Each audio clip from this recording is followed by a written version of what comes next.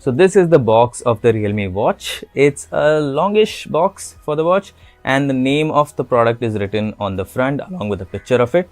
And also right now I can tell you that the Realme watch does not work with iOS. It's an Android only thing at this point. That's because the Realme Link app is available only for Android right now. It's not yet available on iOS, but Realme has said that it's going to bring it to iOS eventually.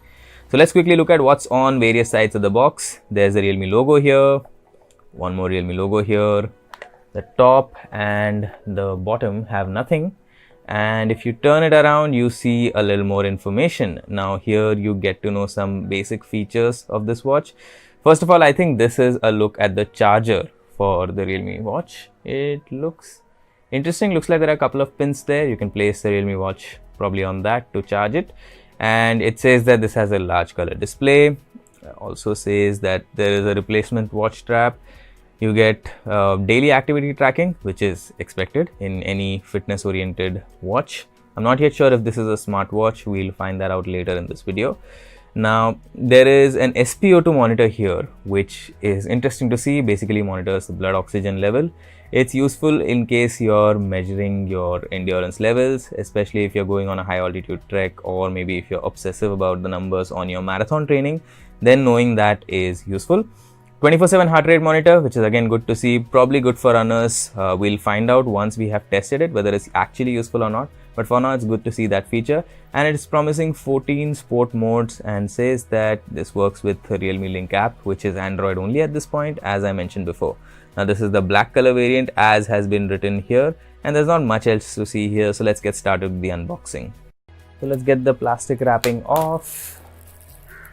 So here's this bright yellow box. Now this is a color that seems to have become a Realme branding thing now. We've seen it in multiple other products where the yellow box has been seen. Anyway, so let's open this, and the first thing we get here is the watch itself. So let's quickly take it out. So there you go, that is the Realme watch. I'll take off this plastic wrapping, keep it aside. So this seems to be made from a kind of soft material, pretty easy to latch onto. We'll do that later. There is a single side button here. I'm gonna see if there are any other buttons on the Realme watch. No, just the one button. Okay, so this is what will attach to the pins on the charging cradle, and this is probably the heart rate sensor. Okay, let's try and boot this device. So while the watch is booting, let's try and see what else is there in the box.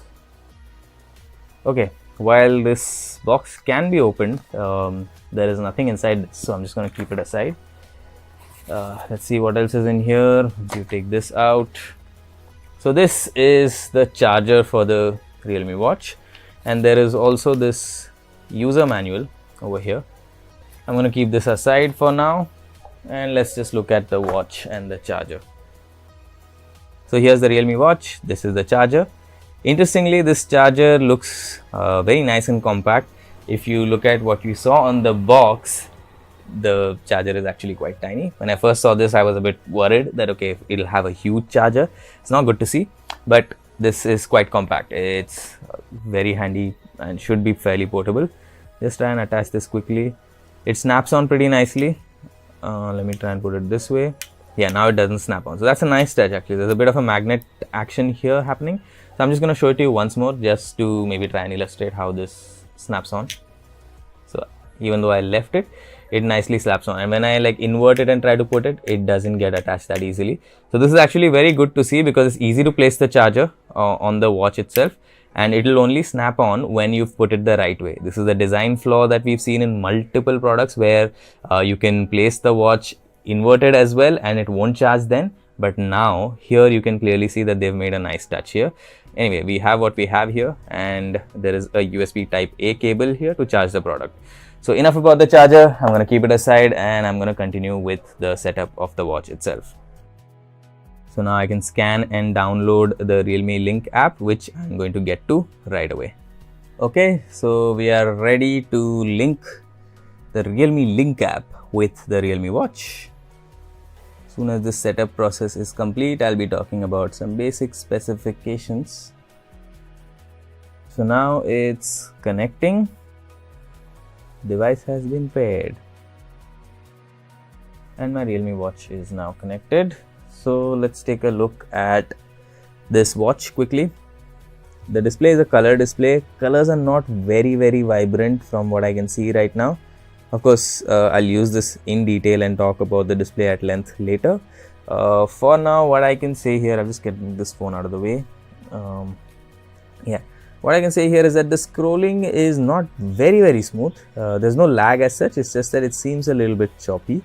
There are a bunch of apps here such as stopwatch, weather, settings, camera, music, sleep, heart rate, SpO2, workout, etc. Let's quickly check out what workout modes it has. All the usual ones, outdoor run, indoor run, strength training, basketball, table tennis, etc. It's good to see all of these things, especially strength training. Now, here there are some more settings. I'm going to make it continuous heart rate enabled. So this is an important thing because if you're serious about workouts, you need continuous heart rate monitoring. You would like to check your heart rate more often. This has a negative impact on battery life, but for me it's a very useful feature, so I enable it by default. Good to see that wake on wrist raise is enabled by default, so that's good. We can also set do not disturb mode on or off. I'll probably check the app a little later and see if they have some kind of a setting that allows you to schedule DND. You can choose 24-hour versus 12-hour time. I prefer 24 hours, so that's what I'm going to keep. I'll use the side button to go back. So the interface is pretty sorted, like the side button is basically a back button in most cases. Power off, reset, I don't want to do any of these things. I'll just quickly go back. Yeah, one more thing, let's check about this watch. The hardware and software versions are